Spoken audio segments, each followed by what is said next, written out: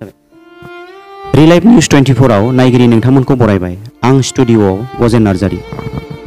बोसोरफ्रोमबो आसाम हादरसा आरो बिटिआर ओनसोलाव दैज्लां बोथोरनि समाव दैबाना जानानै गोबां सुबुंनि न' बां धोन सम्पति खहा जायो। नाथाय बिटिआरनि सिङाव मोनसे जायगा नोंथांमोननि सिगाङाव दिन्थिनो आखायाव लादों। जाय जायगायाव बे दैज्लां बोथोरनि समावबो मोसौ बोरमानो दै दौनोबो गरदसे दैनि आंखाल जादों। आबाद मावनायनि बाथ्राया आरो गुबुनबाव। तामुलपुर जिल्ला कुमारिघाटा पुलिस थानानि सिङाव थानाय कालिपुर आरो बगाजुलिनि आबादारिफोरा आबाद मावनो थाखाय खाला नदि दैमानिफ्राय दैमानि दैखौ दिखांनो नाजानानै दिनैसिम सप्तानै जानोसै आरो गोबां रां खरसा खालामबाय, नाथाय दैया जाम्फैयाव गाखोनायनि मुंखौनो लायाखै। बिब्दि जाथाया देग्लायनिल' नङा, बोसोरफ्रोमबो जाबोगासिनो थायो। देग्लायनि बोसोराव बांसिन बेबायदि जानायखौ नुनो मोन्दों होननानै जायगानि आबादारिफोरा फोरमायदों। बे जायगायाव 500सो आबादारि नखरफोरा माइ आबाद मावनानै जिउ खाङो, नाथाय बे बोसोराव माइ गायनो मोनैनि थाखाय जिंगासिनो गोनां जादों। आम्ही कालीपुर बोगाजुली आंचलिक बांध कमिटी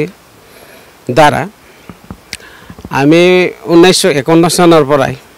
আমি ভূটানৰ পৰা খেতি বাতি নালা কাটি পানী অস্থায়ী বান্ধ বান্ধি আমি পানী নিছিলোঁ। কিন্তু এই বাৰিষাত আমাৰ গোটাই মানে নদীয়ে আমাৰ ডুংটো কিবা গড়খনীয়া কৰাৰ কাৰণে নদীয়ে খাই দিলাক আমাৰ ডুংটো। তাৰপিছত আমি বৰ্তমান আমাৰ ইণ্ডিয়াৰ পৰাই আমি ডুং খান্দি নিব লগা হৈছে। কিন্তু ডুং খান্দি নিব লগাত আমাক বৰ্তমান 15-16 দিন আমি কাম কৰিলোঁ, 15-16 দিন কাম কৰিলোঁ। আমাৰ কোকলিং লগাই কিবা লগাই ৰাইজৰ দ্বাৰা পইচা চান্দা তুলি আমাৰ মোটামুটি 15-16 দিন কাম কৰি 4 লাখ 5 লাখ টকা আমাৰ খৰচ হ'ল। তো খৰচ কৰাৰ নালাটো খান্দিছোঁ, কিন্তু বৰ্তমান কি হ'ল, এটা বান্ধ বান্ধিলে এটা বানপানী হ'লে বৰষুণ ভূটানত যদি একজাক বৰষুণ যায় তেতিয়াহ'লে আমাৰ যিটো অস্থায়ীভাৱে আমি বান্ধ বান্ধো জাবৰ জোঁথৰে বা বাঁহ লগাই এইটো একেবাৰে উটুৱাই লৈ যায়। তাৰ কাৰণে আমাৰ এইবাৰ বাৰিষাত আমাৰ ৰাইজৰ খেতিপথাৰ একেবাৰে নষ্ট হৈ গৈছে। এবাৰ আমাৰ কি খেতিটো নোহোৱা হৈছে। এইটোৱে खाला नदि दैमायाव दै दिखांनो हानायनि थाखाय AIBP स्किम बिफाननिफ्राय 2009 बोसोराव 6 कौटि रां सेंसन खालामनायबो जादोंमोन होनना मिथिनो मोन्दों। आरो बे खामानिया मोजाङै जाफुङैनि थाखाय बान्दोनि थासारिया दिनैनि दिनाव बांसिनसो गाज्रि जालांसिनदों होनना आन्चलिक बान्दोनि दैदेनगिरि बिथांमोना फोरमायदों। চাওক, এইটো আছিল AIBP স্কিমৰ 9-10 চনৰ যিটো 3.5 কোটি টকা চেংচন হৈছিলে। তেওঁলোকে যিটো বান্ধ বান্ধিছে সেই বান্ধ বান্ধাৰ ফলতে উল্টাকৈ আমাৰ মানে ক্ষতি হৈছে। তেওঁলোকে আমাক পানী দিয়াটো দূৰৰ কথা, আমাক উল্টা তেওঁলোকে আজি সেই বান্ধ বান্ধাৰ কাৰণে তেওঁলোকৰ অদূৰদৰ্শিতাৰ কাৰণে আজি আমাৰ বান্ধটো নদীয়ে আমাৰ ডুংটো নদীয়ে লৈ গৈছে। সেইটোৰ দ্বাৰা আমি একো উপকৃত হোৱা নাই। কিমান টকাৰ চেংচন আছিল আপুনি জানে? প্ৰথমতে আছিল 3.5 কোটি টকা, তাৰপাছত আকৌ এক্সটেনশ্যন কৰাই 1.5 কোটি টকা লগাই মোটামুটি 4.5 কোটি টকা মানে স্কিম আছিল এইটো। আমি ইমান বছৰ তাৰমানে আমি ইমান কষ্ট কৰি খেতি বাতি কৰি আছোঁ, আমাৰ ল'ৰা ছোৱালী পোহপাল দি আছোঁ। আমাৰ ধৰক এই খেতিৰ বাদে আমাৰ বেলেগ একো নাই, জীৱন যাপন কৰাৰ কাৰণে বেলেগ মানে কিবা নাই, না চাকৰি বাকৰি একো নাই। যদি আমাৰ খেতিটো নহয় তেতিয়াহ'লে নিশ্চয় আমি হয়তো নিশ্চয় আমাৰ ল'ৰা ছোৱালী বা আমাৰ পোহপাল দিব নোৱাৰাৰ কাৰণে আমাৰ নিশ্চয় আমি হয়তো ছুইচাইডৰ দৰে কাৰ্যসূচী আমি ল'ব লাগিব। যদি তাৰ আগতে আমি চৰকাৰক অনুৰোধ কৰিছোঁ, চৰকাৰে যদি আমাক একো মানে সহায় নিদিয়ে, যদি আমি তেনেকুৱা ধৰণৰ কাৰ্যসূচী হাতত ল'ব আমি বাধ্য হ'ম। नोंथांमोना मिथिनो मोनबाय जे बे बान्दोनि थाखाय सरकारि स्किम मोनदोंमोनब्लाबो खामानिया जाफुङैनि थाखाय दिनै आबादारिफोरा गावसोरनिफ्राय रां खांनानैबो बान्दो थेनो जुजिबाय थादों, नाथाय जाफुंसारहोनो हायाखै।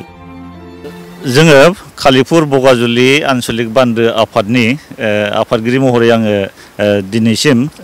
8 बोसोर रानिं जाबाय। दा बे 8 बोसोर रानिं जानायनि गेजेराव जि जोंनि बान्दोनि समस्या, बे बान्दोनि समस्याखौ आङो गोबां रोखोमनि मोगा मोगि जाबोनो मोनबाय। दा बेहाय जोङो आगोलनिफ्राय मिथिनाय बादिब्ला बे बान्दोआ जागायजेननायनिफ्राय 1952 मायथाइनिफ्रायनो भुटाननिफ्राय बान्दो थेनानै बे कालिपुर आरो बगाजुलि ओनसोलाव आबाद मावनाय जादोंमोन। दा बेहाय बिदिनो फैयै फैनानै नाथाय गोबां बाथ्राफोरखौ जोङो उन सिगां फोरमायबोबाय जोंनि समस्याखौ नाथाय जोङो गोबां बाथ्राखौ फोरमायनायनि उनाव गोबां बाथ्राखौ दा दिनैसिम फोरमायनांगौ गैला होननानै जों सानदों नाथाय देग्लायनि बोसोराव ओरैबायदि जोङो मोनबाय जे देग्लायनि बोसोराव जोङो सिगाङावनो जे जोंनि दंग'खौ भुटाननिफ्राय जोङो बान्दो थेनानै लाबोनाय दंग'खौ जे बे दैमायानो जे खुरख्लानो नागिरदोंमोन जों बेखौबो MLA नि दारै जोङो DCनियाव मोनसे आर'जलाइ होदोंमोन जे जोंनि दंग'खौ खुरखालांनोसै दैमाया बिनि राहा माबा मोनसे खालामनानै होनो हायो नामा होननानै जोङो MLA नाव फोरमायनानै DCनि खाथियाव जोङो आर'जलाइ गथायदोंमोन। MLA माने सोर MLA? जलेन दैमारि नै एबार बोसोरावसो जानाय बिथाङा MLA तामुलपुर बिधानसभा समस्तिनि बिथाङा MLA दा बिथांनि हेफाजाबै जोङो DCनाव थांनानै दा जोंनि खुरख्लानो गोनां जि दैमा आरो दंग' बे दंग'नि जोङो मोनसे प्रटेक्सन बिनि बेब'स्थाखौ जों मोननो हायाखै बेनिफ्राय जोङो थांनाय दाख्लै मे दाननि गिबि मोनसे दानावनो बे दैमाया खुरख्लानाय समाव बिथां MLA आ जोंनि बान्दोखौ नायफैदोंमोन जोंनि समस्याखौ जथेस्थ' बिथाङा बुजिलांदों नुलांदों गोबां खरसा जागोन बे बान्दोखौ थेफिननो गोनां जायोबा आरो दंग'खौ जावनो गोनां जायोब्ला बिथाङा गावनो बुंदों नाथाय जोङो दिनैसिम सरकारनिफ्राय जेबो अनसुंथाइ मोननो हायाखै जों बे दंग'खौ जावबाय थानो गोनां जादों दिनैबो जावदों खख्लें लगायदों JCBजों जेबो खामानि जायाखै जों खख्लें लगायनानै दा गासै जोंनो 5 लाख थाखा थांबाय खरसा बिनि गेजेराव दिनै रायजो राजाफ्रा सप्तायाव बिदिनो खनब्रै खनबा बान्दो थेयो सानथामनि उनाव जोङो बान्दोखौ खनसे थेबा आरोबाव साननैनि उनावनो जोंनि बान्दोआ थाङो जायनि जाउनाव जोङो सप्तासेयाव सानब्रै दैखौ जों मोननो हायाखै जाउनाव मा जाहैखो अखाजों आरो दंग'नि एसे माइ गायनाया जिखिनि गायदों बेबो हाग्रा जालांनो हमबाय दा बेखायनो जोंनि गोबां रायजो राजाफ्रा मेंनाय मोनबाय दुखु मोनबाय सरकारनि अनसुंथाइ जेबो मोननो हायाखै दिनैसिम जों जेबो बुंनो गोसो गैयाब्लाबो रायजो राजाफ्रा जोंखौ खावलायो नारसिनो सरकारनियाव माबा मोनसे जोंनि समस्याखौ फोरमायोब्ला सरकारनिफ्राय माबा मोनसे अनसुंथाइ मोनगोन खोमा होननानै बिथांमोना रायजोफ्रा जोंनि सायाव खावलायबाय थायो दा जोङो फोरमायगासिनो दङ दिनैबो जों बेखौनो बुंगोन जोङो दंग' जावदोंब्लाबो गोबां थाखा थांदोंब्लाबो जोङो स्थायि भाबै सानब्रैनि थाखाय जोङो दै लांनो हानाय बान्दोखौ जों थेनो हायाखै दा जोङो खालिफुर आरो बगाजुलि गासै 500 न'खर दङ 500 न'खरनि सुबुं अनजिमाया जाहैबाय 5,000निबो बारा दङ दा बे 5,000निबो गोबां सुबुं अनजिमाफोरा गासिबो आबादनि सायाव सोनारो दा बे गासिबो रायजोफोरा आबादा देग्लाय जुदि जायाब्ला सोलिबाय थानाय फैगौ बोसोराव माखौ जानानै थांगोन बेनि फारसे समस्या दङ दा ओंखायनो जोंबो मा खालामब्ला मा राहा जागोन नाथाय बेखौ जोङो स्थायि भाबै बे दैमाखौ जोङो स्थायि भाबै थेनांगौ जुदि जायोब्ला गभर्नमेन्टआ जोंनो माबादि राहा एबा बेब'स्था खालामना होगोन जों बेखौबो दिनैसिम राहा मोननो हायाखै बेखायनो जोंनि रायजोफ्रा जोंखौ नारसिनदों जे सरकारनि खाथियाव जोङो गोख्रों भाबै सोमावसारनानै खुद्रिनाय जोङो दिन्थिनानै माबा मोनसे राहा बिनायनि बेब'स्थाखौ खालामनानै रायजोफ्रा जोंखौ नारसिनबाय थादों खालिफुर आरो बगाजुलिया आं एसे सिगाङाव बुंखानाय जाहैबाय 500 न'खर दङ 500 न'खरनि सुबुं अनजिमाया जाबाय 5,000निबो बारा बे 5,000निबो बारा आबादारि न'खरनि मानसिफोरा बे आबादनि सायाव सोनारनानै थायो देग्लायनि समाव बे आबादा जेरैबायदि जानांगौ बेबायदि जायाखिसै जिखिनि गायदोंमोन अखाजों एसे दंग'नि दैजों एसे बेबो हाग्रा जालांनो हमदों आरोखि आबादारिफोरा फोरमायबावदों दि आबाद फोथाराव मोजां दै दिखांनो हानायनि थाखाय खाला नदि दैमायाव मोनसे इरिगेसननि बान्दो थेनांगौ आरो बै दैमानि सायाव सोनारनानै आबाद मावग्रा गासै आबादारिफोरनो सुबिदा खालामना होनांगौ बेखिनियावनो आं किसु खोथा फोरमायनो सानदों सरकारनो दा जोङो बे खालिफुर बगाजुलि आन्चलिक बान्दो कमिटिया गोबां बोसोरनिफ्रायनो जोङो खस्थ' भुगिबोनांगासिनो दं जोंनि बे ओनसोलनि गासैबो रायजोआ आबादनि सायाव सोनारो अर्थात खेथिनि सायाव सोनारो जोङो खेथि मावनो थाङोब्ला जोंनो दै नांगौ दा जोंनो दै नांगौब्ला दै थिखांनो गोनां जायोबा नैबे खाला नदि दैमानिफ्राय जों दै थिखांनाय जायो बे दै थिखांसेयाव जोंहा दिनै देग्लायहाय ओरैबायदि अबस्था जादों जे माने जोङो सानसे अखा हाबानो दैया बायलाङो बान्दोआ बायो जों थिखांनो हाया 5 फुट गोजौ आप डाउन दैया गोजौ गाहाय जानानै थायो जोंनि दंग'जों अब्ला बेखौ जोङो थिखांनो गोनां जायोब्ला जोङो JCB लगायनांगौ जायो JCB लगायनो थाङोबा JCBआबो हागवा माया हायो LNT नांगौ LNTखौ जों बबेनिफ्राय बेसेबां लाबोनो पार घन्टा 3500 थाखा नांगौ दा जोंनि रायजोफ्रा दिनैहाय न'खर प्रति खाङै खाङै ओरैबायदि हायरान दुब्ला जालांबाय मथा मथि घर प्रति जोङो दा 1,000निफ्राय 2,000नि गेजेराव खांनांगौ जाबाय नैबे सप्तानैनि गेजेराव थेवब्लाबो जोङो दिनैनि खेत्रआव दिनैनि दिनाव दैखौ दाबो थिखांनो हायाखै नोंखौ नुदोंबा नाय दिनैहाय बेसेबांबा औवा लाबोनानै औवा थसेनि दामखौ 100 जों खना लालायनांनाय जादों ओरैबायदि जादों रायजोआ ओरैबायदि खस्थ' मोनदों गाबदों ओंखारदों रायजोफ्रा ओरैबायदि दुखु नांदों दा बेफोरबायदि घटना जानायनि थाखाय जोंहा दिनै अबस्था गैयै जानो फैदों आरो रायजोफ्रा दा रायजोखौ जुदि नांगौब्ला सरकारनो भबिष्यताव नांगौब्ला जोंनो दिनैहाय रायजोआ माने सरकारा जोंनि रायजोखौ नाहरनांगोन दिनै जोंनो बे बान्दोनि बेबस्था खालामनांगोन पार्मानेन्ट बेबस्था कारन माने बिथांमोननो जोङो एथ' बोसोरनिफ्राय गोदो 51 समनिफ्राय 1951 मायथाइनिफ्रायनो बे दंग'आ सोलिदोंमोन सोलिनायाव रायजो जाबोनायाव बे बोसोरनिफ्राय बे समनिफ्राय बे ओनसोलनि रायजोफ्रा GST होनाय टेक्स होनाय बायदिसिना एथ' होबोदों नाथाय सरकारा दिनै बे रायजोनो मा होदों जेबो होआखै थाइसेबो गैया 1 फैसाबो गैया नांगौ समाव जोंनि आसिमाखौ नांगौ भट नांगौ सरकारनो ओमफ्राय जोंनो रायजोनो नांगौ समाव जोंनो मा होदों जेबो गैया जिर' लाथिख' बेखायनो जोङो मा सानबाय बे बारावहाय सरकारा जुदि एबारावहाय बा नैबे मेसेङाव लागै जुदि जेबो लामा लायाबा एसेबो सिन्था खालामनो रोङाबा साननो रोङाबा जोङो मोनसे एखे गोख्रों राहा लानाय जागोन आरो जि जायगायावहाय जों ब्लकेटबो खालामनो हागौ हावाइ ब्लकेट माबा माबि जों खालामनो हागौ आरो बेनिफ्राय जोङो साननैसो सिगाङाव जोङो BTC सरकारनोबो मेम'रेन्डाम गथायबाय नंगौबा नै आं लाना फैखादों मेम'रेन्डाम गथायनायफोरखौ कमप्लिटलि लाना फैदों खेब्रै जाबाय बर्तमान माने सिमनिसिम जोङो मेम'रेन्डाम गथायनाया गिबियाव बाथौगुरि गेलेग्रा फोथारावहाय बिसोर मोनसे मेल लादोंमोन बेयाव फैनायाव गणेशगुरि UN एकाडेमियावहाय रेस्ट लादोंमोन बे रेस्ट लानायावबो जों सिबनो होदों मेम'रेन्डाम गांसे बे बान्दोनि बिखयैनो बेनिफ्राय नैथियावहाय कुमारिघाटा मेडिकेलाव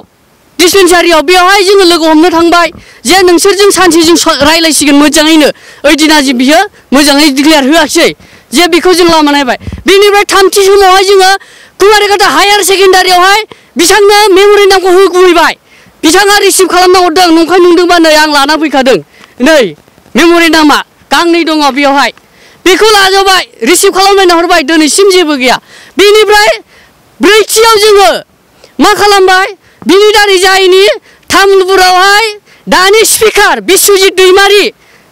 बिथांनि सेरावहाय थांबाय जोङो अब्ला जोंहा तामुलपुर समस्तियावहाय MLA गैला कर'ना भाइरासनि थाखाय थैनानै थांनायाव बिनि सम्पूर्ण दायित्वखौ बिश्वजित दैमारिया साननैसो लाथ'नाय थाखाय बेवहाय तामुलपुरावहाय सानसे साहा लोंनाय मोनसे प्रग्राम खालामदोंमोन बिश्वजित दैमारिया बेयाव जोङो थांनानै गांसे मेम'रेन्डाम हरबाय बिथाङा हरबाय BTC सरकारनि चिफनिसिम फरवार्ड खालामनानै बे फरवार्ड खालामनायखौबो जों सानसेखालि BTC चिफनि दानि सोलिबाय थानाय चिफ प्रमद बर'नि सेरावहाय जोङो थांनानै बिथांनि न'आवनो डाइरेक्टलि हैबाय हैनानैबो दिनैसिम बेवहाय जों बुंबोदों जे सारा जोंनो सिरियासलि खालामनांगोन नङाबा जोंहा बिपद जाबाय जे जोंनि कुमारिघाटा ओनसोलनि साहा जेसेबांनाखि रायजोफोर दङ बे जिउ खांनाया जोबोद दुखुनांथाव जाबाय बे खोथाखौ बुंनायाव बिथाङा गावनो बुंदों शिबा निजेनो गावनो रोखा बुंदों जे बेखौ आं सिरियास लाबाय आं माबा मोनसे खामानि मावसिगोन होननानै नाथाय दिनैसिम दासिमबो गैया बिथाङा दिनैसिमबो नुजाबो फैया बा माबा मोनसे रिपर्टबो हरा ओरैबायदि अबस्था दिनैहाय बिथांनो होनाय मेम'रेन्डामा गावनि न'आव होनाय गांसे आरो कुमारिघाटा हाई सेकेन्डारियाव होनाय गांसे नै दाबो दङ रिसिभ खालामनानै लाबोनाया आं रोखा लाबोजोबथारदों ओरैबायदि नाथाय दिनैहाय बिथांमोननो नांगौबाल'सो जोंखौ बे इलेक्सन समावहाय नोंथांमोननि सुजुग सुबिदानि थाखाय जों खामानि मावगोन लामा मावगोन बान्दोखौ 1 नाम्बार मावगोन दिनैफोरो साफ्रोमबो पलिटिकेल लिडारानो जा माबायानो जा बिथांमोना मा बुङो थांनायनि 17 बोसोरनि खोथा 17 बोसोरनि गाज्रिनि थाखायथ' जोङो दा गोदान सरकार होदों परिबर्तन सरकार होदों जोङो भट होनानै देरहाहोदों बिथांमोनखौ नाथाय बिथांमोना मा बै खोथाखौ बुंबाय थानो खामानि मावनो दा मावनायनि दिन बिथांमोना मावनो नागारै मा बुङो खालि 17 बोसोराव मा जेबो मावाखै जेबो बिथांमोना मा मावखो बिदिब्ला बिथांमोना मावनांगौ दिनै मावनानै देखायनांगौ बै 17 बोसोरनि खोथाखौ रायखांबाय थाबा खामानिया जाया बेफोरखौ दोननानै मावदो अब्ला जों फोथायो आरो दा आं बेखायनो खावलायदों दिनै BTC सरकारानो जा आसाम सरकारानो जा जोंनो बे कुमारिघाटा ओनसोलनि साहा जेसेबांनाखि जोंनि बगाजुलिल' नङा जोंनि गाहायाव थानाय आंगारघाटा दङ मेसगुरि माबा माबि दङ गपिनाथपुर दङ बिथांमोनाबो बे एखे पर्यायाव दङ एखे सिटुएसनाव दङ बेफोरखौ नाहराबा जोङो फैबाय थानाय समाव बिथांमोननो भट होनो नालागे बिथांमोननि एगेन्स्टआव जोङो खामानि मावनाय जासिगोन बेखौ जों दाथि बुङो आरो साननैसोनि उनावहाय जोङो जुदि जोंनि थांनो खावलायनायाव जेबो राहा लायाबा जोङो थारैनो रोखायैनो धरना कार्ज'खुसि खालामनाय जासिगोन आरो आं बेखिनिखौ बुंनानै आंनि दिनैहाय सरकारनि सेरावहाय जिखिनि बिबुंथि होनांगौ बेखौ बुंबाय आरोखि गोजोन्थों। आबादारिफोरा फोरमायबावदों दि आबाद फोथाराव मोजां दै दिखांनो हानायनि थाखाय खाला नदि दैमायाव मोनसे इरिगेसननि बान्दो थेनांगौ आरो बै दैमानि सायाव सोनारनानै